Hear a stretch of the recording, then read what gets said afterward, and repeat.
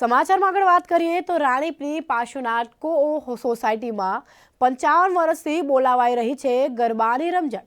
જી હા, અમદાવાદના રાણીપની ઘનશ્યામ વાણીની સામેની સાઈડ આવેલી પાર્શ્વનાથ કોઓપરેટિવ સોસાયટીમાં સતત 55 વર્ષથી ગરબાનું આયોજન થાય છે।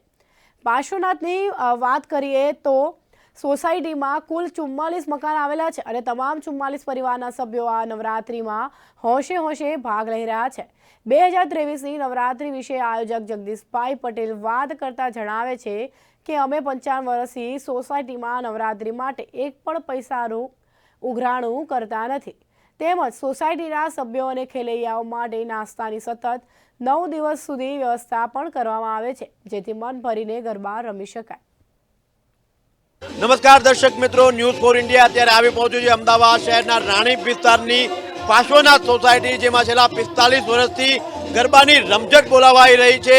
1 વર્ષ નહીં, 2 વર્ષ નહીં, પરંતુ 45 વર્ષ અમદાવાદનો ઇતિહાસ કહી શકાય, કારણ કે આટલા વર્ષોથી માત્ર 2% એવી સોસાયટીઓ હોય જેમાં ગરબાનું આયોજન થતું હોય, ત્યારે આખી રાત ગરબાની રમઝટ ખેલૈયાઓ બોલાવતા હોય છે। ત્યારે અમદાવાદની પાર્શ્વનાથ સોસાયટીમાં સવાર સુધી ગરબા રમવાના છે। અત્યારે અમે તમને વિઝ્યુઅલ બતાવ્યા છે, નાના બાળકોથી લઈને વડીલોથી લઈને મહિલાઓથી લઈને ગરબાના રંગે ચંગે ઝૂમ્યા છે। ત્યારે એમની પાસેથી જગદીશભાઈ પટેલ અહીંના આયોજક છે, અહીંની વિશેષતાઓ વિશે ખાસ જાણીશું, કારણ કે સોસાયટી નાની છે, સભ્યો દિલથી અહીંયા રમી રહ્યા છે, જોરદાર રમઝટ બોલાવી રહ્યા છે। જગદીશભાઈ, જે રીતે આયોજન થઈ રહ્યું છે, કેટલા વર્ષોથી આયોજન થઈ રહ્યું છે ને આ લગભગ 55 વર્ષથી એક દારૂ આયોજન થઈ રહ્યું છે, જ્યારથી સોસાયટી થઈ ત્યારથી।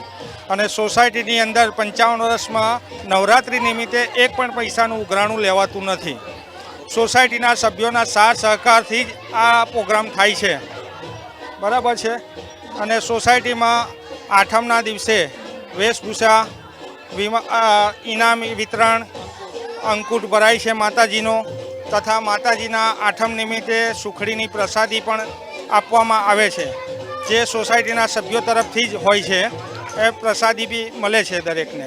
ખાસ કરીને અત્યારે પાર્ટી પ્લોટનો ક્રેઝ લોકોમાં બહુ વધ્યો છે, તો તમે તો 45 વર્ષથી રમો છો, એટલે પાર્ટી પ્લોટમાં નહીં જતા હો, તો શું લાગે છે કે આ તમારી માટે બેસ્ટ છે કે પાર્ટી પ્લોટ બેસ્ટ? ના, અમારી માટે તો સોસાયટીના ગરબા, શેરીના ગરબા જ સારા છે, અને અમારી સોસાયટીના લોકોને અહીં સોસાયટીમાં ગરબા ગાવા જ વધારે પસંદ છે।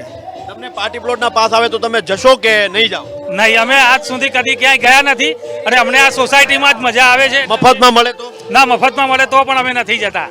જે રીતે આવતીકાલે એટલે કે આજે 12 વાગ્યા બાદ અમિત શાહ, દેશના જે ગૃહમંત્રી છે, એમનો જન્મદિવસ છે। ખાસ કરીને અમદાવાદની વાત કરીએ તો ક્યાંક ને ક્યાંક વિકાસમાં એમનો સૌથી મોટું યોગદાન છે, તો શું કહેશો અમિતભાઈ માટે? ખાસ કરીને ગૃહમંત્રીએ પણ કહ્યું છે કે હવે સવાર સુધી ગરબા રમો। કાકા, શું કહેશો? અમિતભાઈનો ખૂબ ખૂબ આભાર, દરેક ખેલૈયાઓને એમને ખુશ કર્યા છે, અને જન્મદિવસની એમને ખૂબ ખૂબ અભિનંદન।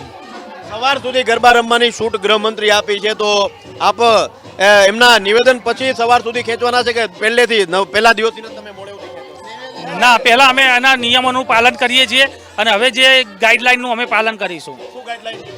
અત્યારે જેટલા વાગ્યા સુધી અમને ગાવાનું કીધું છે એટલા વાગ્યા સુધી અમે ગઈશું ગરબા સવાર સુધી। પણ હાઈકોર્ટે તો એવું કહ્યું છે કે જે મોડેક સુધી ગા છે એને કાયદેસરની કાર્યવાહી કરવામાં।